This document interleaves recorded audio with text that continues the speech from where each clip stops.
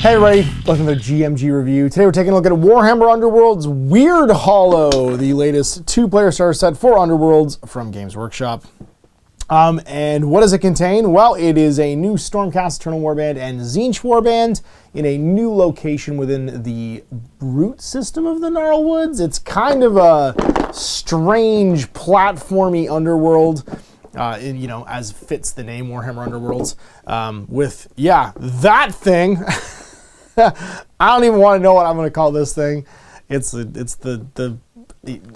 so many jokes. It's just so many jokes. It's a cat walking away is what it is. You get new token sets, so your standard glory and glory and damage tokens, as well as some cool new artifacty looking, very, very like Seraphon-y objective tokens too, and then your hazards and of course your unflipped feature tokens too. Yellow and blue this time around, very Tzeentch-y for the use them forever way you want tokens, and then two new boards that are it's getting weird down here. It's getting very like, I don't know what I would call this, Event Horizon-y, where we're going, we don't need roads.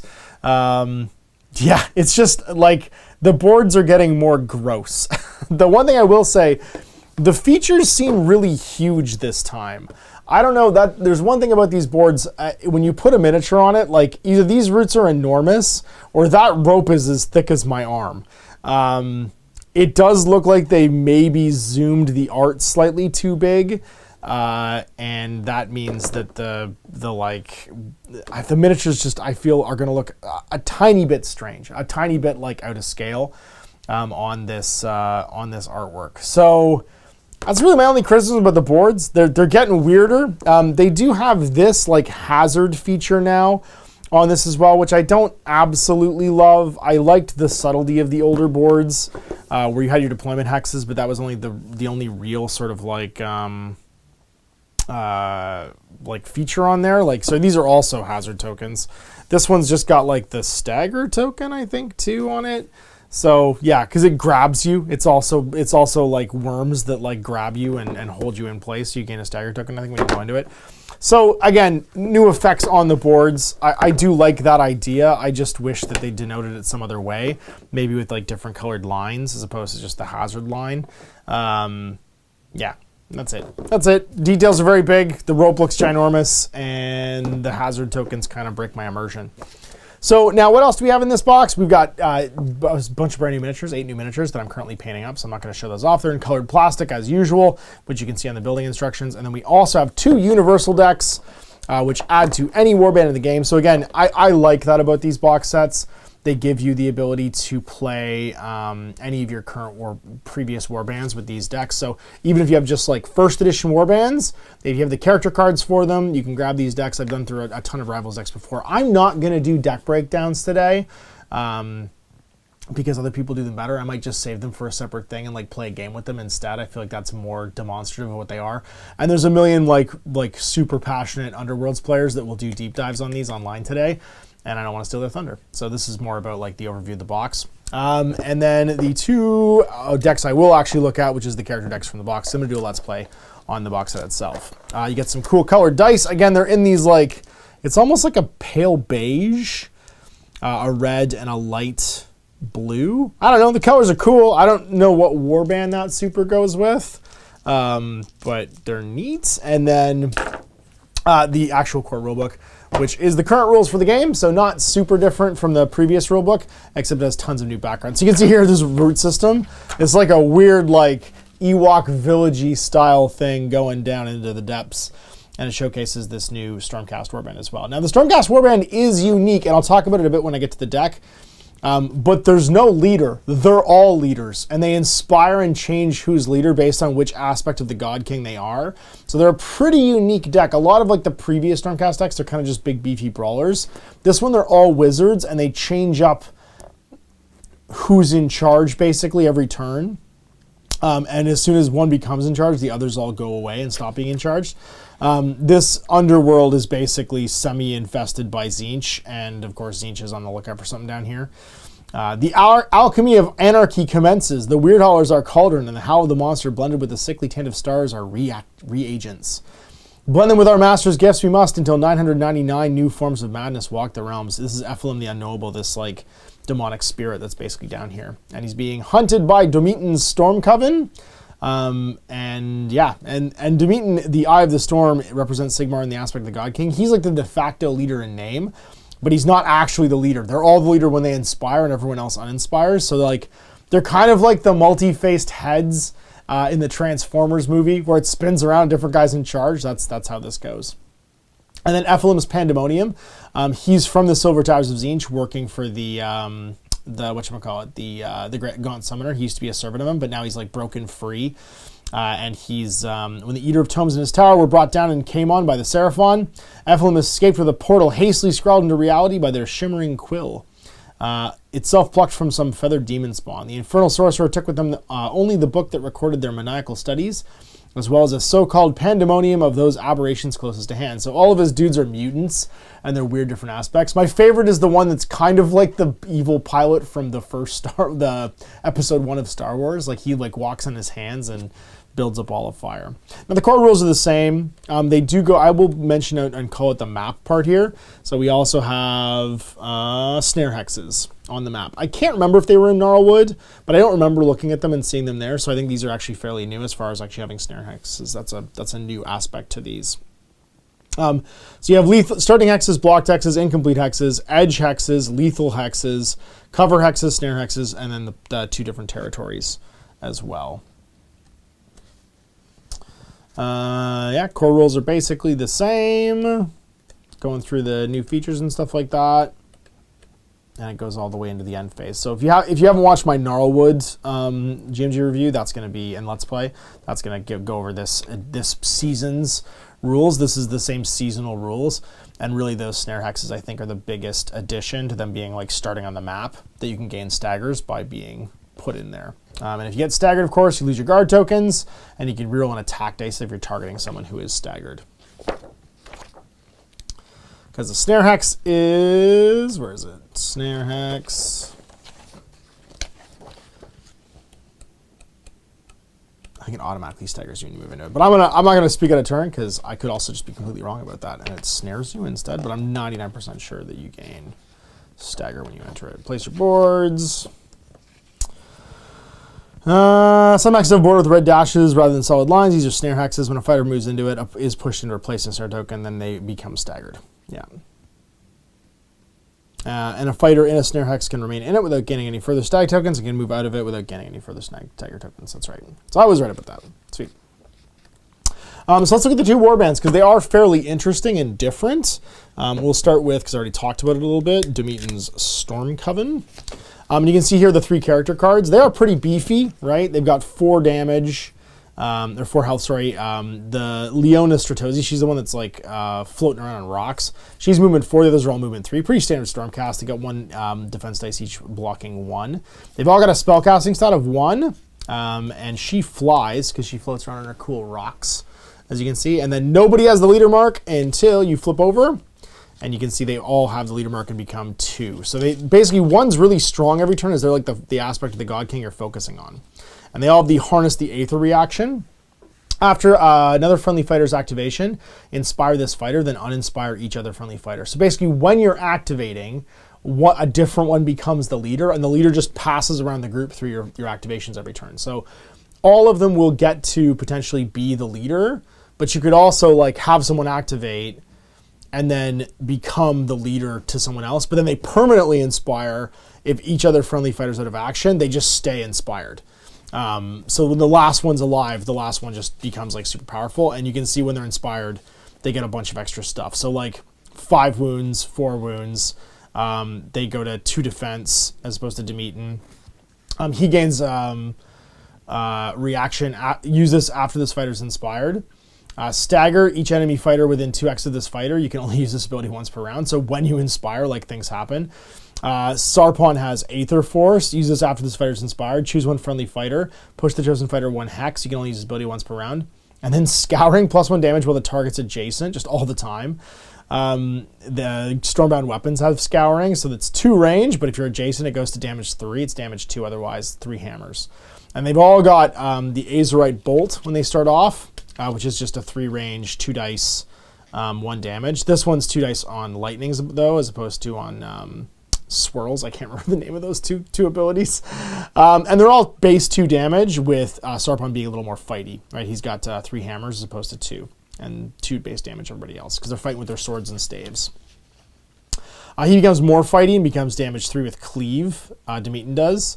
When he inspires, and his Azerite Bolt just becomes Grievous 1 Cleave and 3 range. And then the Stratosi inspired gains the Gales +1 move to friendly fighters, and friendly fighters have the flying trait. Everybody basically gets picked up by the rocks and flown around by her. And then the Stormbound weapons become Scouring. Like I said, they get way fightier because they're 3 hammers and they're damage 3 adjacent. So an interesting concept, obviously, and then their scoring is fairly tied to that. So they have, like for instance, Thunderstruck. Score this in end phase of 3 or more enemy fighters each have 1 or more wound counter and or out of action. So like you get this one just by like beating up little guys. It's a great little guy fighting card. Tempest Fury. Score this immediately after the 3rd or subsequent move action made by a friendly fighter in the same phase. So if you just keep on moving, you can just get a freebie. Lots of like kind of early freebie ones. Scouring Arcs goes immediately after an enemy fighter's taken into action by damage dealt by a spell. So you want to be inspired to get that because you get to 2 damage. You can hunt like a 2 wound guy. Knight's Arcanum scrolls to the end phase if 1 or more inspired fighters are each holding an objective in enemy territory. So 1 or more, because only 1's going to be inspired. But you could do it as the final activation, like rush someone out, move 3, and then be the last. Like you can inspire anybody at the end of an activation, right? As that reaction, so you can inspire the right person. You even have 2 out and then inspire them. Knights Victorious scored an end phase if your warband holds 1 or more objectives in enemy territory, and 1 or more enemy fighters were taken out of action by damage dealt by a spell. So if you kill somebody with the lightning bolts and then hold an objective, that would be a good second round ability, right? Because you'd be out and in enemy territory at that point. You could like pick off somebody you've already attacked with a spell and then still be on an objective at the end. And then Knights Triumphant, score this in an end phase of each surviving friendly fighter made the Harness the Aether reaction in the previous action round. So basically, if everybody flipped at some point, if you passed leader every turn. Heaven Sent, Surge Duel, scores immediately after a friendly fighter casts a spell, and that friendly fighter's only objective in no one or enemy territory. So the no one's a good one because you get that early on if you pull that card. And then, so you'd always want to put probably 1 objective in no man's land. Heavenly Alignment, a casting roll for friendly fighter spell action, contain 2 or more magic dice. You have to be inspired to do it, and each magic dice is a different symbol. It's an interesting one, kind of random, but like it could be just a cool, easy grab. And then Duel scores an end phase if 2 or more friendly fighters are adjacent to each other, and each fighter is within 2 X's of enemy territory. That's like a good starting one, or starting objective one. So to be in the middle, basically. And then Eye of the Hurricane, Duel, score this in an end phase if the same friendly fighter made 4 or more different actions in the preceding action phase. You want everybody to go, and that fighter's in no one's or enemy territory. So basically, if one person does everything during a turn. And then Conduit of the Heavens, Surge, score this immediately after your warband casts the 4th or subsequent spell in the same round, which again is, you have a ton of like power cards that are spells. And then Channel the Storm, score this immediately after the 2nd or subsequent friendly fighter becomes inspired in the same round. Again, that's totally under your control. So lots of, you'll notice there's not a lot of huge scoring. It's all 1s and 2s, but a lot of them are really easy to score in the 1st and 2nd rounds to get your upgrades and stuff out. And then power card wise, tons of spells. 1, 2, 3, 4, 5, 6 of these are going to be spells.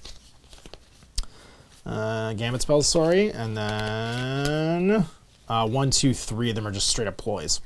So you've got Positive Charge, +1 dice to the first range 1 or 2 attack action made by a friendly fighter in the next activation step. And then +1 move to the first charge super action made by an inspired friendly fighter in the next activation step. So you can set somebody up basically.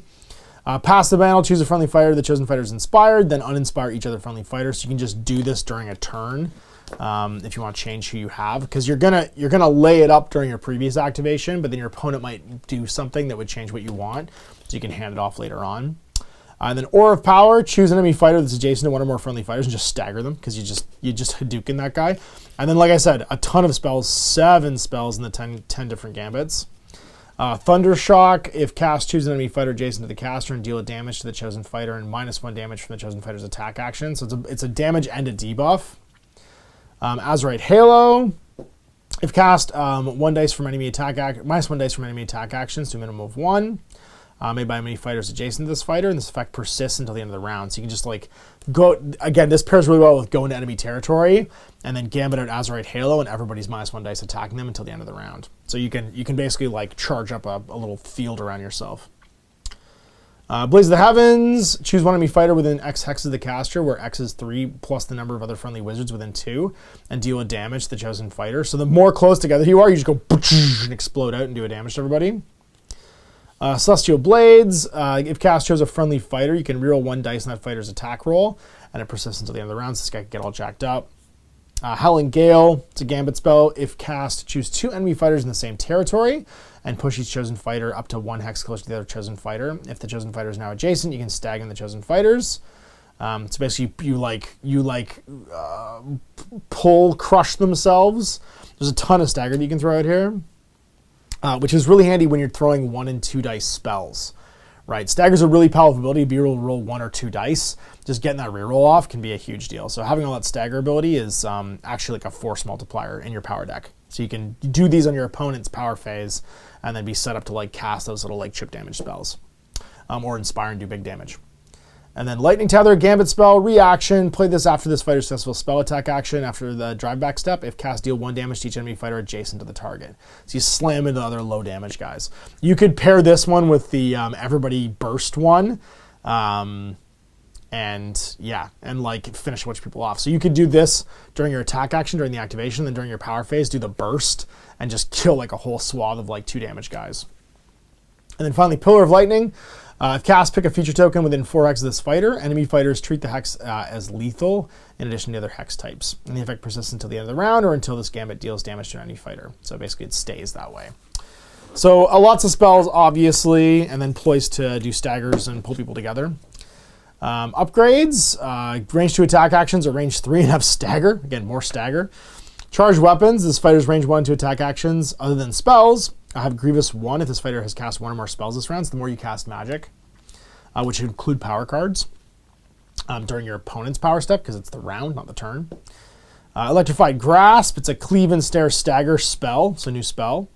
Electrokinesis, it's a ranged attack with 3 swords and 1 damage and knockback 2. And during this attack action, after the drive back step, stagger every enemy fighter within 1 hex. There's so much stagger in this. Herald of the Storm, +1 move, and then reaction after an activation step in which this fighter made a successful spell attack action, remove 1 of this fighter's charge tokens, then give this fighter a move token. That's amazing. You can charge and then with +1 move, and then if you make a spell attack, so if you charge Hadouken, and there's some other cool spells in here, then you get a move token instead of a charge token, which is ginormous, because you can still go afterwards. And then reaction, after a spell cast by this fighter that dealt damage to the enemy fighter, push that fighter 1 hex. Master of Ancient Lore, reaction, use this after an opponent draws a power card, draw a power card, or draw 2 power cards if the power card was a Gambit spell. So the more that people are casting spells, the better you get. Crown of Storms, just reroll a casting die. The Liber Fulminus, +1 range, this fighter's range 2 plus spell attack action, so you get like range 4. And then Scroll of the Spell Eater, when this fighter attempts to cast a spell, change each symbol in the casting value of that spell to Lightning Bolt. So whoever has Lightning Bolt, whoever has Swirls, it becomes Lightning Bolts, which is amazing. Scroll of the Spell Seeker, sorry. So again, a neat, like they're a fighty magic force with lots of abilities to throw out stagger to like get some efficiency in like their damage. Lots of like easy to grab 1 or 2 based on what you're trying to do anyway, objective cards. And then Ephilim's Pandemonium Arrivals deck. We get Ephilim the Unknowable. So he's 2 dodges, move 3 and 4 damage. He's pretty tough, like not super leader tough, but like relatively tough with 4 damage. His Warp Staff is 2 range with 2 dice on hammers doing 2 damage. And the Fiery Change Bolt is a 2 damage spell, which is cool with 4 range. And he's got Power Leech, +1 wizard level, while this fires within 3 hexes of 2 or more friendly changers, which is all of your little guys have the changer keyword. Which means that like when you're near all your friends, your wizard level is going to be 2, which I think is amazing. And then Inspired, it goes to 3 or more for your +1 wizard level, and then Warp Gorge. As a reaction, after a friendly changer is taken out of action, draw power cards. And when more of your guys die, and you'll be power 3 when you're inspired too. So, and then 2 or more surviving friendly fighters are inspired, you become inspired. So you want your little guys to get inspired. Your staff gets an extra dice, and your change bolt becomes the same. It stays the same. You got Spawn Maw, which is a straight up like the Thing bad guy. 5 move, 1 dodge, 3 damage. Each other surviving friendly fighter's inspired, he inspires, and then +1 damage if the target's large. The bigger he is, or the bigger the thing the mouth trap goes after, the more like damage it does. Damage 3. So if you have 5 or more wounds, I think it is you considered large. So like really good at fighting big guys. 1 range, 3 swords, 2 damage, or 3. And then he also has a melee, like a range attack with his warp flame. Everybody can throw fire in this, which is awesome. So 3 range, 2 swirls, and 1 damage. He's not actually a wizard, so he just gets the stat. And then inspired, he still chomps. It's 3 hammers now. He gets extra dodge dice, and his warp blaze, I think, goes up to 3 dice as well. Kindle Finger, which is just like a little candle man. He is also each other surviving friendly fighter is inspired. He becomes inspired. Capering Fiend. -1 damage to a minimum of 1 from attack actions to target this fighter. Spurting Warp Fingers, +1 damage if the target's adjacent. And it's like 2 swirls with 1 damage for a spell attack. Remember, these are all spell attacks too. So because Warp Flames are spell attacks, they're going to trigger a bunch of stuff in the Rivals deck. It feels like the Demetian Storm Coven is kind of like purpose built to fight these guys. And then again, +1 damage if they're adjacent. And Capering Fiend, -1 damage to minimum of 1 from attack actions to target this fighter. So you're just -1 damage when you attack him, which makes him tougher than he looks, because 2 damage attacks require 2 damage to actually kill him. And then Flame Spooler, this guy's my favorite, the hand-walking guy. He's got his Warp Splash, reaction after the deal damage step of this attack action, give each fighter within 1x the target 1 warping counter. At the start of the round, deal 1 damage to each fighter with 1 or more warping counters, then remove their warping counters. So there's like a time delay to like the splash effect, but everyone's going to take 1 damage through the round if they get hit by the splash. Same Inspire. And then when he inspires big, he's Warp Splash reactions the same. He doesn't actually get anything from inspiring, I don't think. He just gets... Nope, he's exactly the same. Oh no, he gets a dodge dice. He gains a dodge dice. And then Apalax, the Starefish. He's basically like the starfish monster from DC. What's that guy's name? Starro. He's kind of like Starro. 2 health, like they're pretty light guys. 1 dodge, 3 damage. He's got a 2 melee attack, 2 hammers, 2 damage lamprey, which is +1 damage if the fighter has no move or charge tokens, because he gets on them. But he can hypnotize after the last power step of a round. Choose 1 enemy fighter and push the chosen fighter up to 2 hexes. After the push, the chosen fighter must be adjacent to this fighter. So he sucks guys towards him, and then you hope on going first where they haven't moved, and you can do a 3 damage attack. So he can be really cool at pulling guys off objectives and just like eating them at the start of the round. Inspired, he's 3 swords, still 2 damage with lamprey, and then still does hypnotize. Gains a dodge. Yeah, it goes to 2 dodge. All right, so let's objectives again, fairly tied to the models in play. So an awful end, score this after enemy actions. Enemy fighters taken out of action by friendly fighters changes attack actions. The little guy gets, it's just the big chomp eats him. Arcane Mastery, score this immediately after the second or subsequent spell cast by a friendly fighter in the same phase. So lots of, all those flame attacks are spell attacks, so you're going to get that almost for free. Callous Manipulator, Surge Hybrid. Score this immediately after an activation step or power step if a friendly changer is taken out of action, or 2 or more friendly changers are staggered. Again, that seems purpose-built for Demetians to be like a bad pairing, because they're going to throw out stagger like crazy. And you could also just stagger yourself by walking into the stagger hexes. Closing the circle, score this immediately after an opponent's power step if your warband holds 3 or more objectives. You got lots of little guys to do that with. Glorious Change, it's a hybrid. Score this in an end phase if 2 or more surviving friendly changers each have 1 or more upgrades, or 2 or more enemy fighters each have 2 or more wound counters and are out of action. That's a good turn 2 or 3 one. Ineffable Capering. It's dual. Score this in end phase if your warband cast 1 or more spells during the preceding action phase. Again, and your warband made 1 or more successful range 1 attack actions during the preceding action phase. You fight in melee and also cast a spell. Might of the Great Changer, score this immediately after the second or subsequent enemy fighter was dealt damage by your warband in the same phase. And then 9 Fates, score this in an end phase if the value of the objectives your warband holds is currently 9, so 4 and 5 for instance. When you score this upgrade, if your warband holds 3 objectives, gain an additional glory point. So if you somehow got 1, 2, 6, I guess, or if you got 5, 3, 1. So yeah, if you got 5, 3, 1, then you get 3 points for that one. And then hybrids, rampant spellcasting. Score this in end phase if your warband casts 3 or more spells in the preceding action phase, or if you have no power cards in your hand and 3 or more gambits in your discard pile. This is very blue decky. Scornful Stance, score this in the end phase of a friendly leader's holding an objective. Spreading Mutation, score in the end phase your warbands hold more objectives than each other warband. And Violent Change, Surge, score this immediately after an enemy fighter is taken out of action by your warband's spell attack action or your warband's warping counter. The warping counter being the thing that's like the time delay at the start of the turn. So lots of like card manipulation scoring in here and like objective holding, which is kind of cool. I like this add up to 9. It's thematic and stuff like that.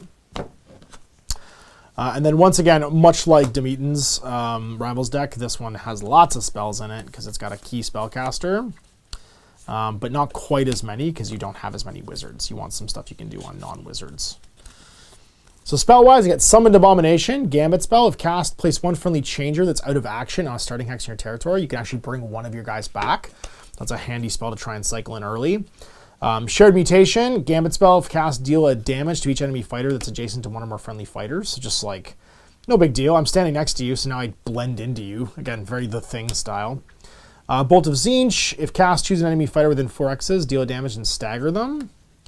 And then Field of Change, Gambit, if cast, you can reroll 1 dice in defense rolls from friendly fighters, and it persists until the end of the round, just for free. And then your actual like ploys, your Gambit ploys, plus 1 dice in Cleave to the first range 1 or 2 attack action made by a friendly fighter in the next activation step, because you jump on them. Again, really good for the, the Lamprey. Grand Scheming, stagger each fighter with 1 or more charge tokens, which again would be them. You can stagger the enemy after they charge. Latching Tendrils, choose 1 enemy fighter. Push the chosen fighter up to 2 hexes so they're adjacent to 1 or more friendly changer. Mutative Siphon, choose a friendly changer within 2 hexes of a friendly wizard and deal damage and stagger the chosen changer, but plus 2 range to the next spell attack action to a maximum of 6 made by that wizard. So you can draw power from your own guys, basically, to power up your range on your spells. Sudden Warp Portal, choose 2 friendly fighters that are within 3 hexes of each other and place each fighter in the hex that was occupied by the other. So you switch spots. And Will of the Architect, pick 2 terrain features, place 1 feature token in the hex the other feature token was in when you pick them. So you can move around the objectives. Again, handy for your specific like holding objective cards. You need to pull a certain number towards you. So they all play in pretty well to the objectives. And especially being able to like do a once per game, bring somebody back. If you start with that in your hand, you'd be able to make some moves, probably counting on that guy coming back at the end of the turn. And also sucker out actions to your opponent, getting them to kill them. Just sucking out actions in this game can be so huge. You get an Aether Tether as an upgrade. Do not spend any glory points when you play this card. At the end of the action phase, or when this fighter is chosen by a gambit or is dealt damage, break this card. -1 from enemy fighters' attack actions, a minimum of 1 while they target this fighter, but it's restricted to just your changers. Your leader can get Arch Sorcerer, reroll casting dice, 1 casting dice. Your leader can get Aura of Mutability, plus 1 dice to attack actions made by friendly changers within 2 hexes. You get an aura of like just all your attacks go up by 1 dice. Changer's Boundless Charge. When this fighter makes an attack action, each friendly fighter within 3 hexes of the target supports the attack action, so you just gain support from guys nearby. Nefarious Defenses. Reaction. Use this during an attack action that targets this fighter. After the turn damage step, if the attack action succeeds, it's -1 damage to the attack action to a minimum of 1. Until that attack action has been resolved, deal 1 damage to a visible friendly changer within 2 hexes. You redirect some damage to somebody else. Skittering Terror, plus 2 move while this fighter is making a charge action. As it turns out, you can never have too many legs. Might be the best quote on here. Spiteful Mouths, reaction. Use this when a fighter is the target of an attack action. After the determinate success step, if this fighter's defense rolls contain 1 or more successes or critical successes, if the attacker is within 2 X's, deal 1 damage to the attacker. So basically, as if being bitten wasn't bad enough. So don't hit me or I'm going to bite you back. Fires a change for your wizard. Reaction during this, use this, so it's basically a range 4, 3 dice, 2 damage attack action. During this attack action, after the damage step is dealt, for each fighter within 1 hex of the target, pick 1 damage to that fighter or heal that fighter 1. So either deal damage if it's bad guys or heal your friends nearby. And then you get Crit Grievous with too many maws, just mouths within mouths. And then finally, Writhing Tentacles. You cannot give this to a large fighter. Reaction, use this in the activation step or power step. If this fighter was dealt damage, pick one, either heal one or push the fighter 1 hex. For each severed limb or hewn torso, fresh horrors emerge. So this is a, like, I would call this like a orchestration deck. You're trying to use your leader to stand off a bit and do range damage while you're keeping a little horde of guys alive, having them stand in the right spots, and then also using them to like pick off weak fighters. There's lots of like area effect damage in here and like a small amount of like move manipulation as well. And that one card where you can basically sacrifice a guy is going to be interesting if you get it early on, because you can make a play. Like, it's a 12 action game, right? If you can pull 2 to 3 actions out, sacrificing someone knowing you can bring them back immediately, that's a cool like mind game you play with your opponent, because they don't know if you do or don't have that card in your hand. And even if you don't have it right away, you could play that way and then just hope to cycle through and get it later on. You do have some draw mechanics in here as well. So cool, I'm into it. I'm gonna go through these by actually playing the decks with some of my older warbands, and I'll show them off in separate games because I'm excited to have more Rivals decks. Again, that adds a ton of value to these boxes. I think every time they do one of these new starter sets, the fact that you get 2 new Universal decks is giving Underworlds a bunch of longevity it didn't have. I like the constructed format of Nemesis, where you blend a Universal deck with one of your decks. I also think that just being able to shuffle and play Rivals decks is a huge benefit to the accessibility of this game, so I'm just glad they're doing more of them. Having more Rivals decks that can be used by any warband, I think, is just a good thing for the game. So the models are great. You'll see them on my Instagram and on the paint table today as well, and I had a lot of fun painting them. I'm excited to see the Age of Sigmar stats for them too. So big thanks for watching. We'll see you for more GMG reviews. Throw the mash. Have a good day. Hey there, I hope you enjoyed that video. There are tons of other games already recorded for you to watch. Click over to my channel page if you haven't already, and have a look through the dozens of playlists full of videos. I guarantee you'll discover a game you haven't seen played before. I put out new videos 7 days a week, and every day is themed to a different genre as I continue to explore the wider world of gaming. Of course, none of that's possible without you, the viewer, so click a like and subscribe if you'd like to stay on top of what's happening here daily. My 2 kids and I are massively grateful to be able to have the flexibility of this job so I can always maximize my time with them. If you want to support me continuing to put out this content, it's only possible because of my amazing backers on Patreon who support the studio, equipment, and model cost, as well as being how I make the bulk of my living. You can also help out by buying a t-shirt through Spreadshirt, a measuring gauge or widget from Deathray Designs, or buying one of my games and supplements like Last Days, Gamma Wolves, and Blaster. As a way of showing my appreciation, patrons get early access to new games and supplements that I write throughout the course of the year. Huge thanks for watching, it really does help out, and happy gaming.